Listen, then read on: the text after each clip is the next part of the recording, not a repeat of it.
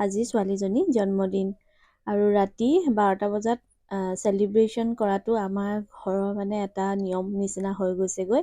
ল'ৰাটো বাৰ্থডে হ'লেও ৰাতি 12টা বজাত কেক এটা কাটিলেহে মনটো শান্তি লাগে। গতিকে আমি গোটেইখিনি আৰু এইবাৰ চবতছে বেছি ভাল লাগিলে মা আছিলে লগতে দাদা বৌহঁতো আহিলে। ছোৱালীজনী বাৰ্থডেটো সিহঁতে যেনেকৈ হ'লেও আহেই, মিছ নকৰে, কিন্তু বাৰ্থডে দিনাখনি পায়হি। এইবাৰ আকৌ কিবা এটা মিলিলে আগদিনা আহিলে, গতিকে ৰাতি চেলিব্ৰেশ্যনটো তেহেঁতৰ লগত পাই বহুত বেছি ভাল লাগিলে। আৰু ছোৱালীজনীয়ে বুকেটো দিছে, আমি একদম চক খাই দেখাইছোঁ, ইমান ফূৰ্তি পাইছে। আৰু দাদা নবৌ দুইজনে একেবাৰে তাইক ক্ৰীম সানি কেক খুৱাইছে। এইটো এটা মানে মেমৰি আৰু ন, এতিয়া লাহে লাহে ডাঙৰ হৈ গৈছেগৈ।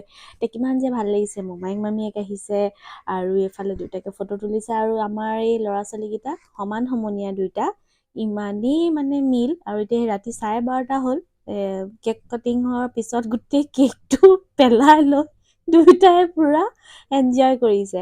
আৰু মই ভাবিছোঁ এই কৰক আৰু, সৰু ল'ৰা ছোৱালী কেক বুলি ক'লে এনেও বেছি ভাল পায়। একদম মনৰ হেঁপাহ কৰি দেই, এয়া খাই আছে ধুনীয়াকৈ। এতিয়া 12:30 হ'ল। তাৰপিছতে সেইদিনাখনি সেনেকৈ সামৰিলোঁ। পিছদিনাখনি আমি দৌললৈ গ'লোঁ। প্ৰত্যেক বছৰে দৌলত শৰাই এখন দিয়া হৈয়ে আহিছে, সেয়া কৰোঁ।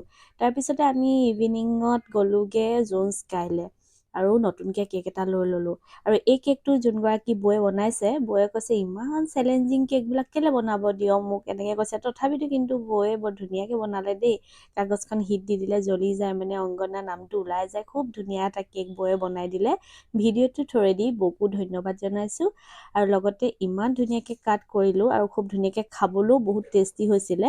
কিন্তু আমি ভাবিছিলোঁ তাতে আমি বাৰ্থডে চেলিব্ৰেশ্যন মানে কৰি আহিম বুলি, কিন্তু দাদাৰ অকণমান গাটো বেয়া হোৱাৰ কাৰণে সি যাব নোৱাৰিলে।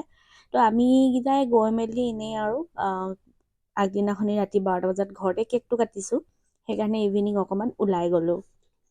তাৰপিছত আমি তাতে কেক চেক কাটিলোঁ, মাহঁতেও বহুত বেছি ভাল পালে জোন স্কাইত। পিছতে আমি তাতে ষ্টাৰ্টাৰ ল'লোঁ। তাৰপৰা আকৌ বেক ঘৰলৈ আহিবলগীয়া হ'ল, কাৰণ দাদা থাকি গ'ল। দাদা থকাহেঁতেন আমি তাতেই মানে ধুনীয়াকৈ খাই কৰি আহিলোঁ হয়, কিন্তু তাত অকল ষ্টাৰ্টাৰটো লৈ পিনে আহিলোঁ। তাৰপিছতে সেই তথাপিতো ভাল লাগিলে, কিন্তু মানে বহুত আমি মানে এনজয় কৰিলোঁ। আৰু বাৰ্থডে বুলি বিশেষ একো নাই, কাৰণ তাই আগন্তুক পৰীক্ষাও আহি আছে। দাদা বৌহঁত মাহঁত থকাৰ কাৰণে ইমানখিনি চেলিব্ৰেট কৰিলোঁ, নহ'লে চাগে আমি ওলাই যোৱাই হ'ল হয়। আৰু ছোৱালী এতিয়া ডাঙৰ হৈ আহিছে।